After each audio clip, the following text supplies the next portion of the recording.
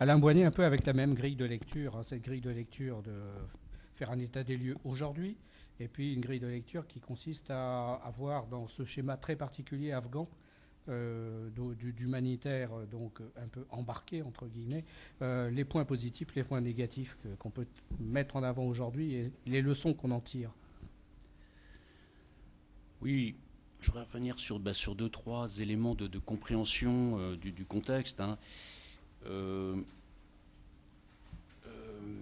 D'abord, une chose simple mais essentielle quand même, c'est que moi, quand je suis allé pour la première fois en Afghanistan en décembre 80, j'ai trouvé un islam extrêmement pieux, mais extrêmement accueillant, extrêmement hospitalier, extrêmement respectueux, plutôt des croyants, parce qu'ils ont du mal à comprendre du fait qu'ils avaient les soviétiques chez eux, comment on peut être un croyant.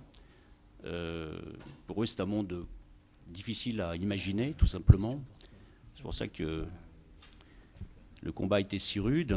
Mais en tout cas, ce qui est sûr, c'est que ces guerres successives, finalement, elles ont commencé avec ces coups d'État et l'invasion soviétique. Et la guerre n'a pas cessé. Et on ne peut plus sortir de la guerre. C'est-à-dire qu'on est dans une logique de guerre. Et la guerre, c'est une logique très particulière. Et il est très difficile d'en sortir, surtout dans un pays comme celui-là, pour plein de raisons qu'on peut évoquer. Et la guerre a radicalisé l'islam. La première chose, c'est que c'est la guerre qui a radicalisé l'islam. C'est d'abord les soviétiques qui ont radicalisé l'islam. Comme le disait Alain Chevalérias, les Afghans n'avaient pas besoin d'Arabes pour gagner la guerre.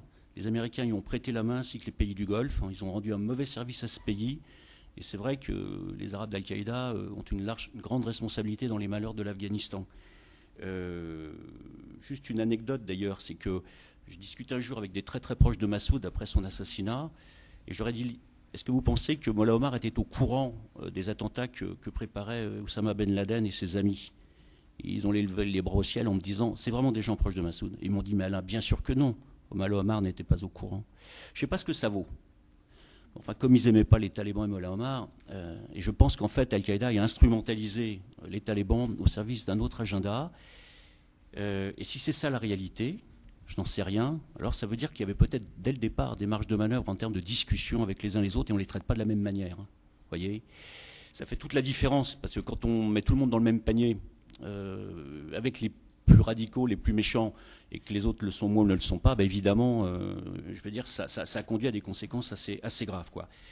Quand on confond les gens, bah finalement, ils se confondent les uns les autres, parce que ça devient très binaire. Alors ça c'est le premier point. Le deuxième point, une autre anecdote, quand les journalistes français ou occidentaux, et là je reviens sur ce que disait Pierre sur la vision qu'on a de l'Afghanistan, on a eu aussi une vision très binaire, c'est-à-dire que grosso modo les talibans c'était les méchants, puis Massoud c'était un bon, parce que Massoud il était démocrate, il était occidental, il était tolérant, etc. Sauf que c'est pas ça la vérité. Massoud c'est un islamiste, intelligent, efficace, respectable, mais c'est un islamiste, c'est quelqu'un qui voulait la révolution islamique. En 1975, il a, avec d'autres commandants à travers l'Afghanistan, tenté un coup d'État islamique pour prendre le pouvoir à Kaboul. Il faisait partie du Jamiat Islami, du professeur Rabbani, qui a été assassiné récemment, et je peux vous dire que c'est un mouvement radical. Radical, c'est pas un mouvement modéré. Bon, donc, il y a un certain nombre de gens qui ont induit en erreur l'opinion publique à ce sujet, et moi j'ai beaucoup de respect pour lui, hein. C'est pas le problème. Toujours est-il que quand ces journalistes occidentaux qui ont eu cette vision binaire ont débarqué dans la vallée du Panchir, au moment où les forces de l'Alliance du Nord, la Shoura et Nezar, se battaient sur le front de Chamali avec l'aide des forces spéciales américaines, etc., ils ont découvert que dans la vallée du Panchir, le statut des femmes était le même que dans les zones contrôlées par les talibans. Mais ça, on le savait depuis longtemps. Mais les journalistes occidentaux, excusez-moi de faire simplifier, ils n'avaient pas compris que l'islam, il est à peu près le même partout en Afghanistan. Si vous allez dans les campagnes pashtunes, vous allez dans les campagnes Hazara, vous allez dans les campagnes Hazara, dans les campagnes tadjiques, chez les Ouzbeks, chez les Turkmènes, chez les Nouristani, c'est pareil. Il faut arrêter de nous raconter des histoires. Enfin, on nous ment, on nous manipule. Parce que c'est ça aussi la manipulation. On nous manipule. Et je peux vous dire une chose, c'est que quand vous avez vécu dans les campagnes, avec les Moudjahidines, ça vous permet de mieux comprendre les Afghans, 80 ou 85% de la population, dont les talibans. Et il y a des marges de manœuvre avec eux en discutant, y compris sur l'ouverture des écoles. Nous, on a ouvert des écoles avec les Moudjahidines du temps de la guerre, en leur expliquant pourquoi c'est important. Il y avait quelques règles simples. Effectivement, il faut qu'il y ait une instruction religieuse dans une école en Afghanistan. Alors, c'est leur droit d'ailleurs, hein. On n'est pas chez nous accessoirement. On n'est pas chez nous. Je voudrais vous dire aussi une dernière chose quand même, Oui. c'est que moi j'ai eu l'occasion, un autre témoignage, j'ai suivi les cérémonies à la télévision du 11 novembre dernier, quand le président de la République a ranimé la flamme sous l'Arc de Triomphe, et il tenait par la main des enfants de militaires français qui ont été tués en Afghanistan. Donc il y a des Français qui se font tuer, d'autres aussi, mais enfin il y a des Français, nos concitoyens, qui sont tués aujourd'hui en Afghanistan. Il y en a eu d'ailleurs 25, je crois, dans les derniers 12 mois. Je peux vous dire que c'était particulièrement émouvant, parce que c'est quand même des gens proches de nous, et qui font leur devoir, et qui sont prêts à risquer leur vie quand on leur donne l'ordre d'exécuter une mission qui leur a été confiée par le pouvoir politique. Moi, ça m'a beaucoup ému, parce qu'ils sont morts, et qu'ils avaient des enfants. Maintenant, quand j'entends le même président de la République parler des Afghans en disant que ce sont des sauvages moyenâgeux, et qu'on est là-bas pour défendre nos valeurs, c'est-à-dire grosso modo contre des sauvages moyenâgeux, mais je suis bouleversé et scandalisé. Mais à quel titre, de quel droit on peut parler d'un peuple dans ces termes? Mais quelle arrogance!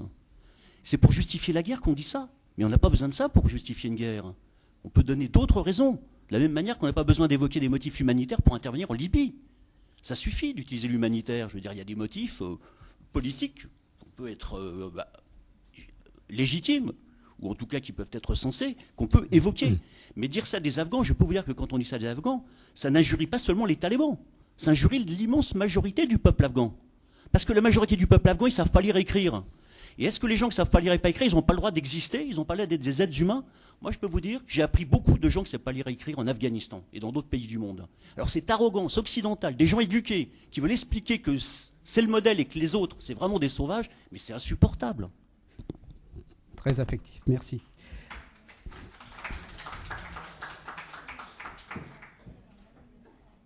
Et maintenant, donc, que fait Solidarité aujourd'hui? Que fait Solidarité aujourd'hui? Dans le contexte que tu décris, qui est à la fois très affectif, qui est très politique. Ce qu'on fait... alors, bon, encore une fois, je l'ai dit, on a 22 expatriés, 160 Afghans avec nous, on a 9 programmes dans 5 provinces. Oh, ça, je reviens sur des chiffres, ça permet d'apporter des secours à 650 000 personnes. Voilà. On souhaiterait être dans les zones de combat, et on n'y est pas. Et je pense que là, on n'est pas dans notre mission, je le dis franchement. Je crois aussi que pour être dans ces zones-là, et ce n'est pas une excuse, hein, parce qu'on doit essayer par tous les moyens, même quand on n'a pas tous les moyens. J'ai beaucoup parlé avec le CICR, mais aussi avec MSF, et parlé avec MSF sur tout le processus qu'ils ont suivi, mais ça les a conduits très loin, quoi, y compris jusqu'à Tampa, en Floride, au commandement central qui supervise la guerre en Afghanistan. Donc c'est un peu compliqué. Vous voyez, il faut avoir beaucoup de ressources. Parler aussi avec le CICR quand ils ont eu des problèmes, malgré des accords. Quand ils ont eu des problèmes avec des gens qui étaient arrêtés, détenus, et on sait que c'est compliqué, ça s'est parfois réglé à l'étranger et pas en Afghanistan. Et là, il faut avoir l'appareil, les réseaux, les moyens, et peut-être aussi la reconnaissance, et le CICR là, ça c'est clair. Et je pense que les échanges ce que le CICR a fait depuis toujours, notamment concernant les prisonniers, leur a valu un respect des Afghans dont ils bénéficiaient, c'est tant mieux. Moi j'ai le souvenir, au moment où la résistance a pris Kaboul, donc j'étais à Kaboul dans les jours qui ont suivi la prise de Kaboul par la résistance. Je suis allé à la prison de Polytcharki, qui s'était vidée évidemment, mais où beaucoup de gens étaient morts et avaient été torturés. J'ai retrouvé beaucoup de papiers, y compris des rapports du CSR sur les prisonniers qui étaient à Polytcharki. Donc je pense que tous les Afghans s'en souviennent et c'est encore le cas aujourd'hui. Et ça, c'est un espace humanitaire que vous avez, qui est essentiel et qui ouvre bien des portes, et tant mieux. Donc c'est difficile, c'est le regret que j'ai. Donc nous, on travaille là-dessus. Il faut sans doute aussi avoir des capacités particulières pour travailler dans les zones insurgées, parce qu'est-ce qu'on peut travailler avec des GPS? Est-ce qu'on peut travailler avec des systèmes de radiotélécommunication? Est-ce qu'on peut travailler avec des gens qui ne parlent pas la langue? Est-ce qu'on peut parler avec des gens qui restent que 6 mois? Est-ce qu'on doit envoyer des gens qui vont être en rapport avec Kaboul? Ou est-ce qu'il ne faut pas qu'ils soient en rapport avec ailleurs? Pourquoi pas Quetta pendant qu'on y est? Voilà, c'est tout simplement une autre manière d'opérer, et je crois que beaucoup d'ONG ont perdu cette capacité opératoire dans ce type de contexte, parce que ça suppose d'autres personnes et d'autres manières. Et on a standardisé nos méthodes de travail. Alors on a beaucoup plus de gens et mieux, mais il y a des situations dans lesquelles on n'a plus la capacité de faire ce travail. Il faut qu'on la reconquiert, parce que c'est quand même de l'espace humanitaire, de l'espace d'accès pour les gens qui ont besoin de secours. Et pour l'avenir, alors, continuons pour l'avenir. Donc, Solidarité évoquait dans un communiqué sur son site internet la conférence de Bonn, que j'évoquais au début. On est maintenant dans la perspective du retrait programmé des troupes de la coalition.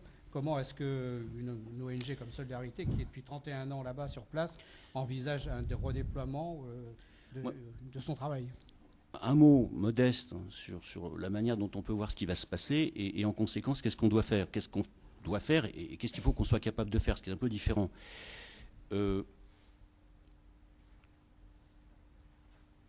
L'OTAN, simplifions, a compris qu'on n'allait pas gagner la guerre en Afghanistan, ou alors il fallait mettre 500 000 hommes pendant 20 ans. Ce que m'a dit un général français qui représentait le ministère de la Défense aux Affaires étrangères, qui est aujourd'hui ambassadeur, quand le ministre lui posait la question. Bon, donc ça, on a compris qu'on ne ferait pas ça et qu'on n'allait pas gagner. Donc, on fait monter en puissance l'armée afghane et la police, on soutient la gouvernance, en se disant ils vont faire le boulot, mais ça va marcher. Bon. Depuis qu'on a annoncé le retrait, tous les Afghans se disent qu'est-ce qui se passe après? Et un certain nombre d'Afghans se disent est-ce que le gouvernement afghan, l'armée afghane et la police afghane vont maintenir une sécurité suffisante pour que je n'ai pas besoin d'assurer ma propre sécurité par mes propres moyens face à des gens qui m'apparaissent comme une menace. Je pense bien sûr aux insurgés. Et donc les Tadjiks, les Hazaras, ils doivent se poser cette question. Et je peux vous dire, j'ai rencontré un ami récemment qui rentrait du Panjshir. Donc le Panjshir, pour prendre cet exemple, est en train de se refermer sur lui-même. Il y a des checkpoints partout. Il se réarme. Donc la logique de réarmement en perspective du retrait des forces de l'OTAN 2014, même si les Américains maintiennent des facilités, des bases avec des forces spéciales pour appuyer les autorités afghanes, le processus, il est reparti. Donc la question c'est, est-ce que ce pari de la communauté internationale va marcher ou pas? Bon, alors c'est pas il marche pas. C'est peut-être plus compliqué, mais en tout cas, le sentiment que ça, si la gouvernance afghane ne fonctionne pas, les gens vont se replier sur les communautés habituelles, qui sont les communautés politico-ethniques. Et donc, ça va être le processus de réarmement, ou en tout cas, on se défend soi-même parce qu'on est les mieux placés pour se défendre. Voilà. Je crois que ça va se jouer là-dessus. C'est-à-dire, est-ce que l'armée afghane, est-ce que la police afghane vont tenir ou pas? Et comme la gouvernance est faible, il n'y a pas lieu d'être très très optimiste. Ceci étant, la plupart des gens disent on va revenir à la période après le retrait des soviétiques et après la chute de Najibullah. Moi, je ne crois pas, pour plusieurs raisons. Alors, on va revenir à un schéma qui va ressembler à ça pour une part. L'Afghanistan a changé depuis 10 ans. C'est-à-dire que les talibans ne peuvent pas faire l'économie des 10 ans qui viennent de se passer, parce qu'il y a des choses qui ont changé, y compris dans la société afghane. Et ils ne pourront pas prendre Kaboul et gouverner l'Afghanistan comme ils l'ont fait s'ils reviennent. Et s'ils reviennent, de toute façon, ça sera une guerre civile qui durera longtemps, parce qu'on ne gagne pas comme ça. C'est ce qu'on peut penser. Et surtout, et là je rejoins un peu ce que disaient les Chevalerias, je pense que le risque majeur, c'est les pays limitrophes. Parce que là, je crois que ce qui se passe, c'est que comme on a formé 350 000 hommes, on a entraîné des hommes, on les a armés, ça veut dire que, si vous voulez, le niveau de conflictualité, après le retrait des troupes de l'OTAN, il va être très très supérieur à ce qu'il était au moment du retrait des soviétiques. Hein. Parce que là, on a des gens armés, entraînés, qui seront dans les unités de l'armée afghane ou qui vont rejoindre leur communauté avec armes et bagages et avec leur savoir-faire. Donc je pense que le niveau de conflictualité inter-afghan va être beaucoup plus fort. Et je pense qu'il y a un risque effectivement d'ingérence des pays étrangers beaucoup plus fort également, parce qu'il y aura des enjeux politiques sur la région beaucoup plus forts. Je pense que les Pakistanais, les Iraniens, les Russes, on voit déjà un certain nombre de déclarations à un très haut niveau des autorités russes qui indiquent clairement quand les Occidentaux vont s'en aller, ils sont prêts à agir pour éviter un basculement de la situation. Et donc tous les pays limitrophes vont se tenir ce raisonnement et on va continuer le grand jeu, comme au XIXe siècle dans ce pays, quoi. Ça, c'est ma crainte. Donc la seule solution, c'est une solution politique. Hein, on dit qu'il n'y a pas de solution militaire, donc c'est la réconciliation. Mais comment fait-on la réconciliation? Comment fait-on la réconciliation? Voilà, les dernières analyses que l'on nous donne, et qui semblent, c'est que d'abord il y a eu l'assassinat du professeur Abani, les Pakistanais n'étaient pas à Bonn, c'est pas bon signe. Et ce qu'on dit, c'est que les talibans ne veulent pas négocier maintenant parce qu'ils seront beaucoup plus forts dans 3 ans.